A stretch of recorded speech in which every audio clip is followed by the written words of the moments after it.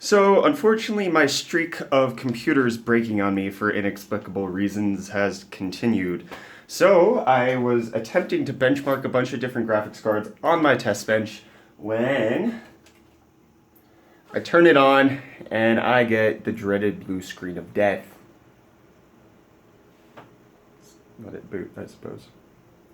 It doesn't want a blue screen this time, but it also doesn't want to turn on at all. It was giving me a bunch of memory management issues, as well as a whole bunch of other stuff, which is really weird because I've tried it with, oh, there's a cursor. No, it's still not working. So I've tried it with Corsair Vengeance, G-Skill Trident Z, and what's in there currently is some G-Skill Ripjaws 5. None of it's working. Originally, I thought my CPU was faulty with the integrated memory controller going bad, but I have a different CPU in there. Nothing's actually overclocked. It's an unoverclockable CPU in there. It's the i5-6500. So I'm going to open up the Gigabyte Z170X motherboard that I won at Rage, and I'm going to install that into the test bench, and hopefully that'll resolve things. It might be the MSI motherboard again, because that's what went wrong the first time with my Gaming Pro Carbon. It broke on me, and now the Gaming Crate doesn't seem like it wants to work with me either, so I will install the Z170X from Gigabyte and see if that actually solves my issues, because as you can see right now, this thing is on fully, but Windows isn't happening at all. It's just, there's a cursor on the screen, and yeah, it just gives me recovery options, memory issues from blue screens, so install time.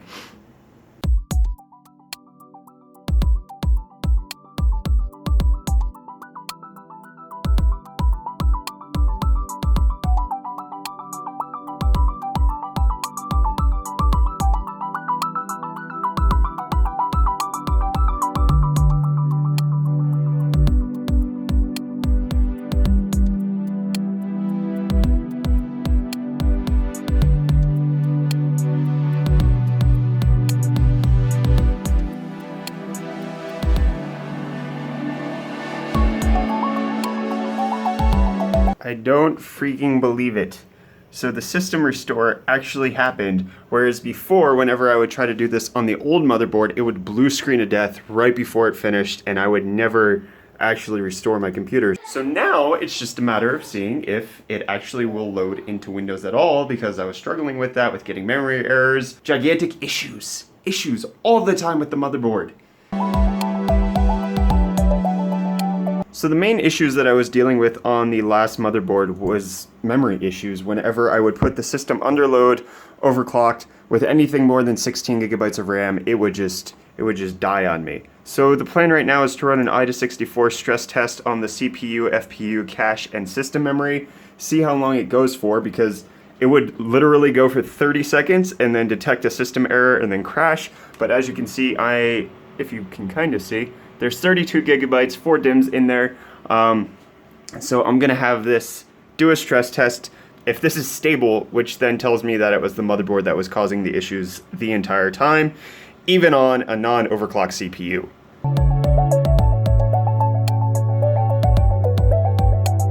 Okay, so this is past my preliminary test of succeeding for 30 minutes on i264 stressing the CPU, FPU, cache, and system memory, which means with this, and this isn't even just running stock, on the 6600K, I have it to, where is it, 4.5 gigahertz, and then I also have this RAM at 2400 megahertz, and it's only rated for 2133, so that means it's overclocking both the CPU and the RAM just fine.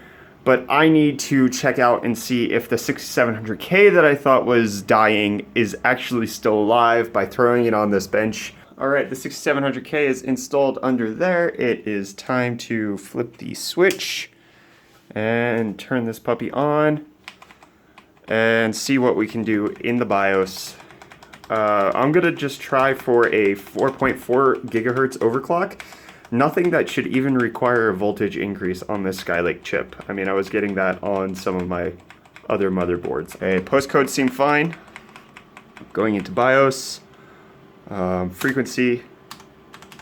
I don't want that. I want it at 44. it didn't change anything from the 6600K, which is strange. Voltage, I'll set that to auto. And then the DRAM should still be at 1.35 volts. Everything else should be fine. 4.4 gigahertz. No, don't do that. I don't like this BIOS. 44 multiplier. 2400 on the memory. Yes, that should be fine. Save and exit. Yes. Load into Windows. Put it on an IDA64 stress test and see if it can go for more than 30 seconds, because it hasn't been able to do that since the motherboard install. Although these aren't great temperatures, I will let it run and see if it crashes at all, because I mean, we're already past what my record was with the previous motherboard. I was sitting at, 30 seconds before it would crash altogether. So nearly a minute now. Come back to it after 30 has passed. Hopefully, at least.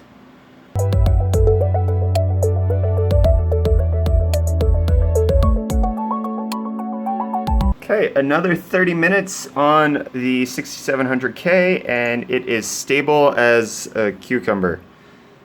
Mixed metaphor there. So it's good to know that it's stable at the base overclock, but I think what I want to go ahead and do now is see if I can get it up to something more, not excessive, but 4.7 gigahertz should be fine. So base temperature of 55 degrees, that's quite warm. Let's see what it's stable. It stabilized at like 71 degrees when it was at 4.4 gigahertz, and I only raised the voltage less than 0.1 volts. So we'll see if this 79, so another 10 degrees. Okay, so it's far away from the thermal limiting point at 80 so degrees. It's going back down. It was at 82, now it's back down to 80. Should hover around there, maybe go up to 84, 85. All respectable temperatures, at least for how this is set up. I really don't like this cooler anyways. So I'm going to leave it for another 30 minutes, come back to it, and see if it's stable at that point, in which case I know, gosh dang it, it was the motherboard. A second motherboard. I can't even begin to explain the frustration that I feel at these motherboards breaking on me. Okay, we have a second stable cucumber, 84 degrees, 29 minutes. I call that a success. Gigabyte motherboard has saved my butt. I actually can send this unopened 6700K back. Don't have to send this one in for RMA, it appears. So that will be the end of this vlog. Man, I am just bummed that it is another motherboard that I have to go through. I can't tell you how frustrating it's been with all of this stuff not working on me, not complying, having random blue screens of death. I have so many videos that I've been trying to put out. I have so many processors that I've been trying to benchmark with different graphics cards. I have a ton that I've been working on, and that motherboard was slowing me down tremendously. At least 3 to 4 blue screens of death a day. Hopefully this fixes it. So moving forward, hopefully more videos, more consistently, with me able to get more work done, because it has just been a huge pain in my butt. But big thanks to Gigabyte and Corsair for hosting that overclocking competition at Rage so that I could win the motherboard so I don't have to buy a new one to replace the other one. So that's going to wrap up this vlog, guys. I'm tired. I'm going to go to bed, and I'm going to get up bright and early to start benchmarking a bit more on this system. So like this video if you liked it, more vlog style stuff. I do this whenever my hardware starts to break down and I really don't have time to put anything else out. Dislike it if you don't like these kinds of videos. I completely understand, not my normal content. Subscribe to stay up to date on all of my tech-related content. Leave some comments down below on anything you want me to see come out with a video on. And I will see you guys in the next video. Cheers.